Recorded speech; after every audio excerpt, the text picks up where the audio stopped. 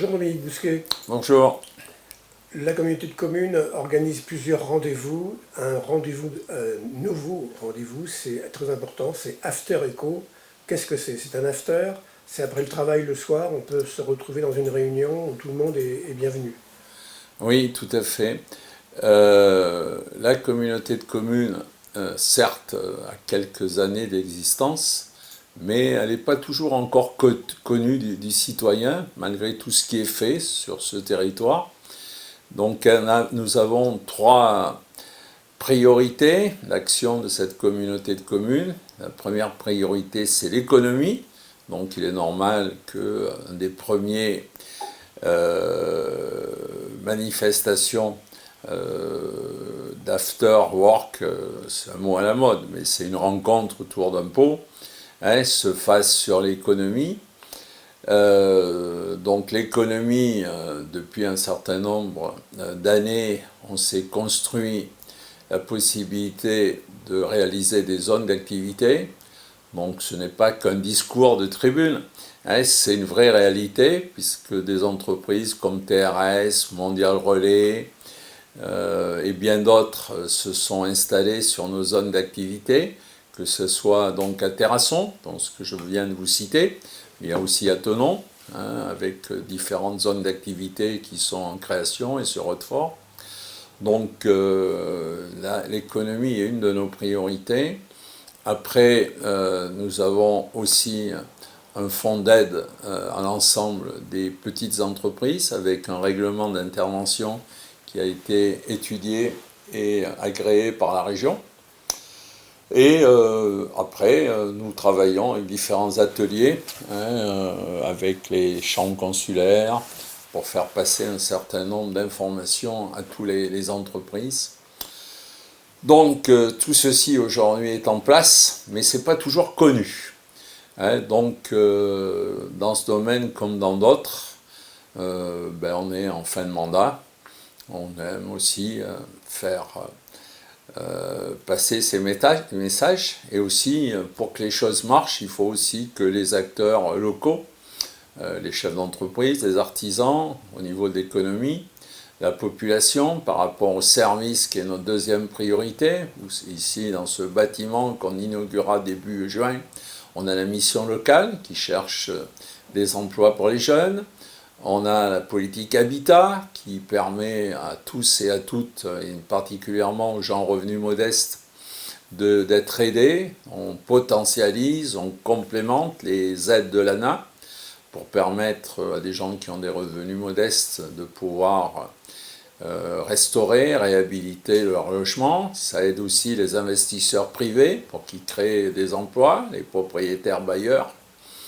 Nous avons France Service qui lui commence à être bien connu avec ses bureaux fixes qui ont commencé à Thonon, Hautefort, Terrasson, et un France Service itinérant qui se promène dans toutes les communes. Donc tout ça, aujourd'hui, pour que ça fonctionne, il faut que la population sache que ça existe. Maintenant que ça a été créé, on va travailler aussi sur la mobilité, avec des voitures en autopartage et du covoiturage. Donc tout ça, c'est bien, mais il faut que la population se l'approprie. Donc c'est le but de ces cafés. Il y a des cafés citoyens, ça a été le nom. Aujourd'hui, on appelle ça des after-work, ça fait plus jeune, mais c'est le même esprit, que les gens se rassemblent dans un lieu public pour s'approprier ces réalisations. Donc le thème général de ces after-work, c'est l'attractivité. Et on commence par l'attractivité économique.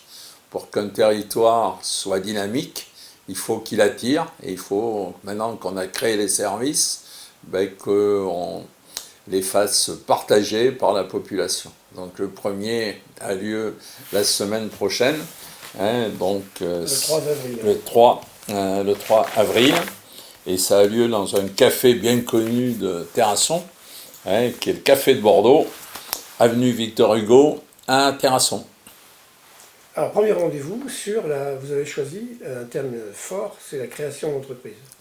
Alors, la création d'entreprise, jusqu'à présent, on voit les porteurs de projets qui viennent nous voir On a un petit service économique ici, et ils nous exposent leurs projets, et on voit, à l'occasion de guichets uniques que l'on fait avec les financeurs potentiels, que ce soit les chambres consulaires, que ce soit Périgord Développement, qu'on accompagne financièrement, que ce soit Périgord Initiative, que ce soit la région, le département, on se réunit tous les 2 mois et on étudie les dossiers et on recherche toutes les subventions. Donc déjà, et on a, je sais pas, on a une centaine de gens qui ont été aidés depuis 2-3 ans pour près de 400 000 euros, c'est important.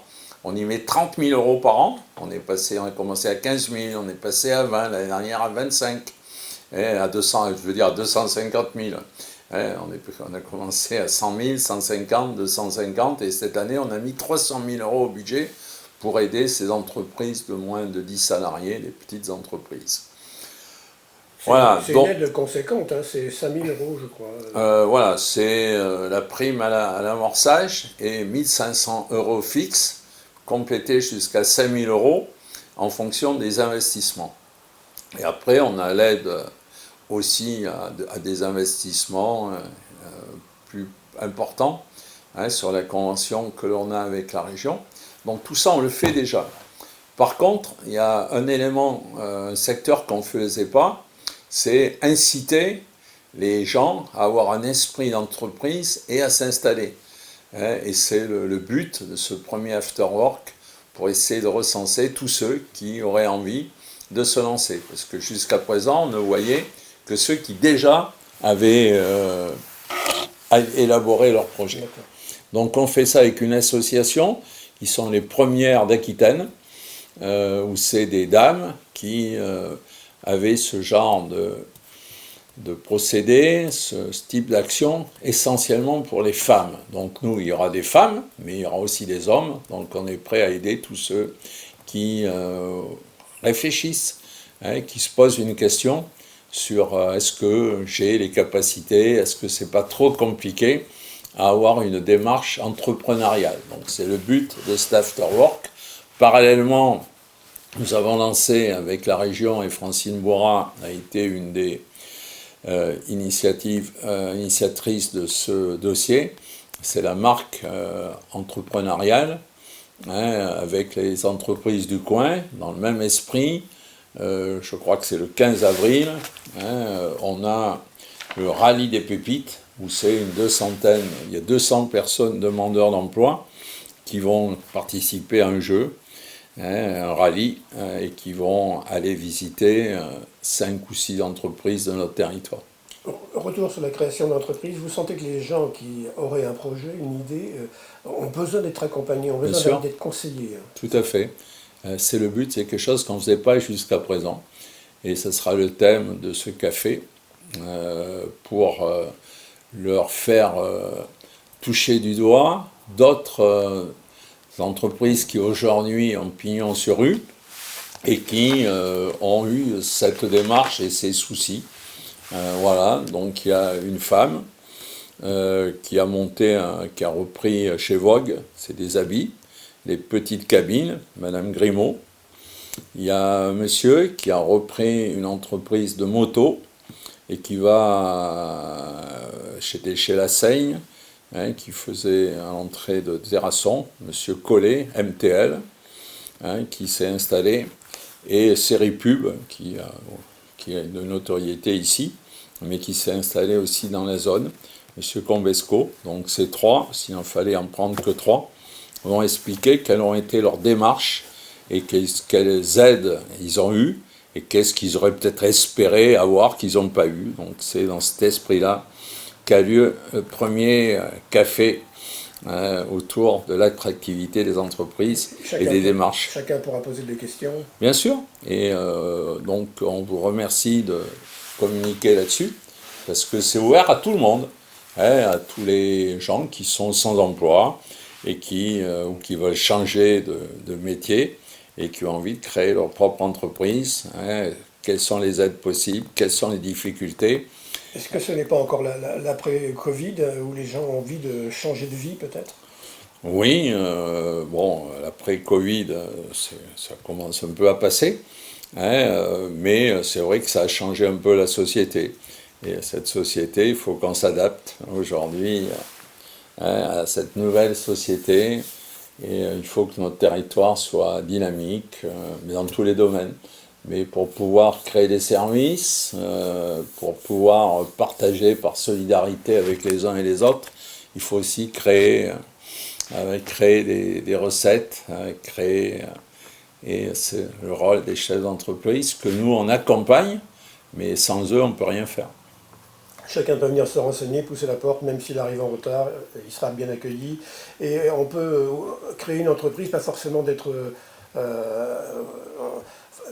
seul, on peut auto-entrepreneur, bien sûr. Oui, mais, on accompagne les pas seulement, auto-entrepreneurs pas aussi. seulement. On accompagne toute petite ou moyenne entreprise jusqu'à 10 salariés. Merci à vous. C'est moi qui vous remercie de faire un peu de communication sur ce sujet, d'autant plus que ça se passe dans une journée de formation, toute la journée, où il y aura des ateliers ici dans notre siège social, avec la mission locale et l'ERIP, qui est régionale.